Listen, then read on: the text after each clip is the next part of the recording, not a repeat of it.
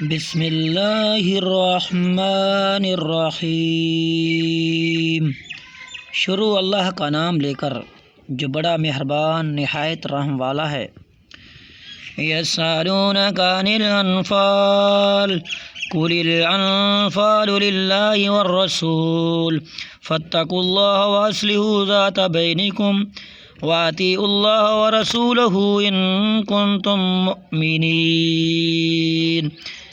اے محمد، مجاہد لوگ تم سے مال غنیمت کے بارے میں دریافت کرتے ہیں کہ کیا حکم ہے؟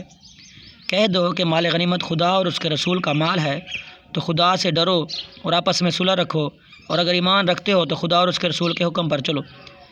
انما المؤمنون الذين اذا ذكر الله وجلت قلوبهم واذا تليت عليهم آياته زادتهم ایمانا وعلى ربهم يتوکلون۔ مومن تو وہ ہیں کہ جب خدا کا ذکر کیا جاتا ہے تو ان کے دل ڈر جاتے ہیں، اور جب انہیں اس کی آیتیں پڑھ کر سنائی جاتی ہیں تو ان کا ایمان اور بڑھ جاتا ہے، اور وہ اپنے پروردگار پر بھروسہ رکھتے ہیں۔ الذین یقیمون الصلاۃ ومما رزقناہم ینفقون، وہ جو نماز پڑھتے ہیں اور جو مال ہم نے ان کو دیے ہے اس میں سے نیک کاموں میں خرچ کرتے ہیں۔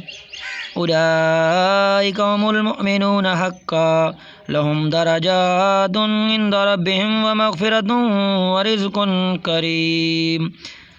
یہی سچے مومن ہیں اور ان کے لیے پروردگار کے ہاں بڑے بڑے درجے اور بخشش اور عزت کی روزی ہے۔ کما اخرجک ربک من بیتک بالحق وان فریقا من المؤمنین لکارہون۔ ان لوگوں کو اپنے گھروں سے اسی طرح نکلنا چاہیے تھا جس طرح تمہارے پروردگار نے تم کو تدبیر کے ساتھ اپنے گھر سے نکالا، اور اس وقت مومنوں کی ایک جماعت ناخوش تھی۔ یجادلونک فی الحق بعد ما تبین کانما یساقون الی الموت وهم ینظرون۔ وہ لوگ حق بات میں اس کے ظاہر ہوئے پیچھے تم سے جگڑنے لگے، وہ یا موت کی طرف دھکیلے جاتے ہیں اور وہ اسے دیکھ رہے ہیں۔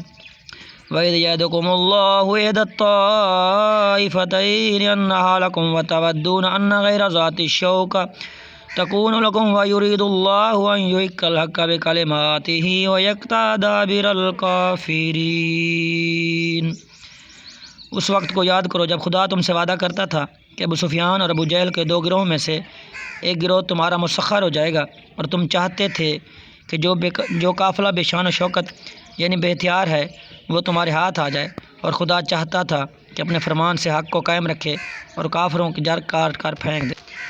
لِيُحِقَّ الْحَقَّ وَيُبْطِلَ الْبَاطِلَ وَلَوْ كَرِهَ الْمُجْرِمُونَ، تاکہ سچ کو سچ اور جھوٹ کو جھوٹ کر دے گو مشرک ناخوش ہی ہوں۔ اِذْ تَسْتَغِيثُونَ رَبَّكُمْ فَاسْتَجَابَ لَكُمْ أَنِّي مُمِدُّكُمْ بِأَلْفٍ مِّنَ الْمَلَائِكَةِ مُرْدِفِينَ۔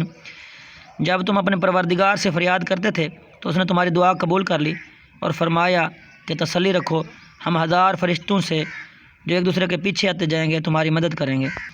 وَمَا جَعَلَهُ اللَّهُ إِلَّا بُشْرَىٰ وَلِتَطْمَئِنَّ بِهِ قُلُوبُكُمْ وَمَا النَّصْرُ إِلَّا مِنْ عِندِ اللَّهِ إِنَّ اللَّهَ عَزِيزٌ حَكِيمٌ۔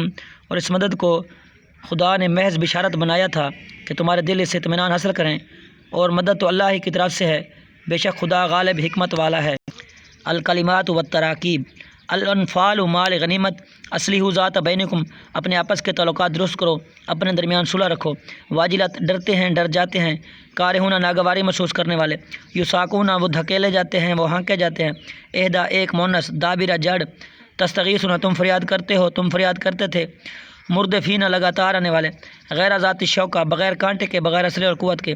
التمارین۔ السوال الاول، اس سبق میں مومنوں کو کیا صفات بیان کی گئی ہیں؟ اس سبق میں مومنوں کی صفات بیان کی گئی ہیں کہ مومن تو وہ ہیں کہ جب اللہ کا ذکر کیا جاتا ہے تو ان کے دل ڈر جاتے ہیں، اور جب انہیں اس کی آیتیں پڑھ کر سنائی جاتی ہیں تو ان کا ایمان اور بڑھ جاتا ہے، اور نماز پڑھتے ہیں، اور جو مال ہم نے ان کو دیا اس میں سے خرچ کرتے ہیں۔ دو گروہوں سے کیا مراد ہے؟ دو گروہوں سے مراد ابو سفیان اور ابو جہل کا گروہ ہے۔ ابو سفیان کا جو گروہ تھا یہ تجارتی قافلہ لے کر آ رہا تھا، اور جو ابو جہل کا گروہ تھا وہ جو ہے تجارتی قافلہ کو بچانے کے لیے مسلمانوں سے لڑنے کے لیے آ رہا تھا۔ السوال الثالث، مندرجہ ذیل عبارت کا مفہوم بیان کیجیے۔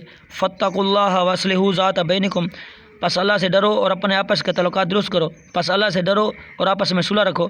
اطیعوا اللہ و رسولہ ان کنتم مؤمنین، اللہ اور اس کے رسول کی اطاعت کرو اگر تم مومن ہو۔